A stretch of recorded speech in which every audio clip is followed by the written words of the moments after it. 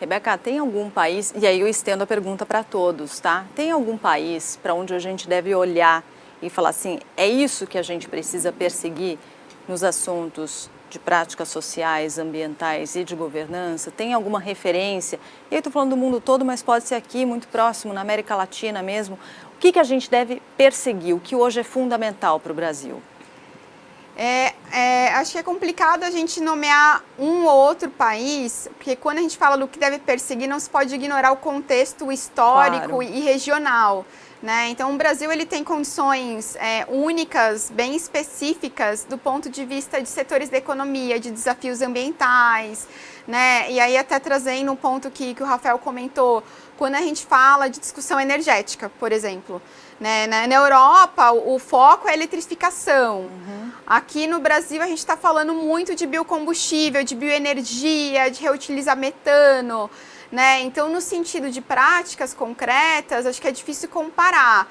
O que sim, eu acho que vale trazer, quando a gente compara, principalmente aí com o contexto europeu, é a robustez do contexto normativo, né? Então, acho que trazer essa robustez normativa, um preparo e um pedido de ação concreto de diferentes atores. Então, comparando principalmente com a Europa, né, nós vemos investidores muito vocais e também fazendo walk the talk, foi falado aqui, né, tendo ação alinhada com o discurso. Né? Então, a gente vê que na Europa as ações estão muito mais já na prática, né? Vamos colocar em prática, ok, fizemos o livro de regras e agora vamos monitorar esse acompanhamento. Então, independente da ação, que aí acho que já não comparo, eu digo mais no processo. Processualmente, eu acho que é bacana olhar para o contexto europeu nesse sentido de colocar os atores na mesa, né, consensuar um conjunto de normas que faz sentido. E aí, cada ator, todos os atores, na verdade, funcionam como um monitoramento, né, quase que automático da sociedade civil em relação ao cumprimento dessas metas. Eu queria... Aí eu vou me colocar aqui para trazer dois nomes de países que eu acho que são muito interessantes, e até por uma vivência pessoal. Eu concordo plenamente com você, Rebeca, mas eu queria dar um destaque só para a gente entender o caso alemão. Né? A Alemanha, o primeiro código de construção alemã preocupado com eficiência energética é de 1973, quando teve a crise do petróleo. E de lá para cá, de 5 em 5 anos, ele é revisto e essa barra sobe um pouquinho mais. Né? Então, imagina, eles estão há 50 anos falando de uma construção civil pesada com tecnologias para que se consiga ter mais eficiência energética.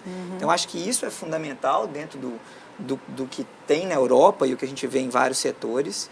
E aí um caso aí pessoal, eu tenho uma turma de colegas de mestrado da América Latina, e uma colega lá no nosso grupo comentou, eu queria saber grupos de referência em pesquisa e educação para sustentabilidade.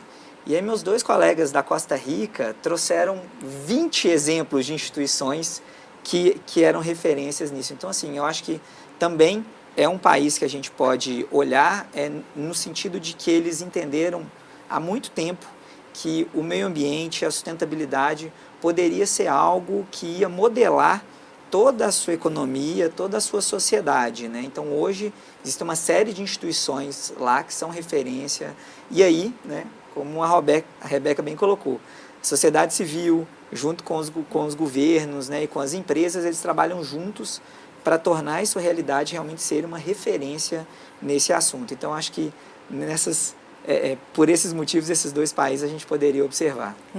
Eu acho que aqui no Brasil, uma coisa legal da gente falar é que a gente está, sim, bem avançado perto do mundo. Né? Eu estive na COP26 o ano passado, e a gente tinha lá a área das empresas do Brasil, que aconteceram debates incríveis. Então, eu sinto que por isso que eu trabalho dentro de empresas, né? Porque eu acredito e eu vejo a diferença que as empresas estão fazendo, levando para frente essas pautas e sendo referência no mundo em investimento, impacto social.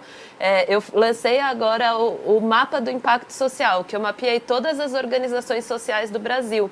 A gente chegou em 816 mil organizações sociais no Brasil. E na pandemia a gente viu, né, quem sustentou o combate à fome, o combate à saúde, né, que a gente viveu na pandemia foram as organizações sociais e o setor das empresas, né? Então, acho que isso é muito legal da gente reconhecer, além de ver essas referências no mundo, a gente também reconhecer que o Brasil hoje tem um papel muito importante e é uma referência. E eu acho que de aprendizado, principalmente quando a gente falou no início sobre governança, tem muitos países que implantaram sistemas de governança muito robustos por conta das crises econômicas que tiveram. Né? Isso a gente aprendeu a fazer também, porque a gente viveu muito crise econômica no passado. Então a gente aprendeu também a trabalhar com governança.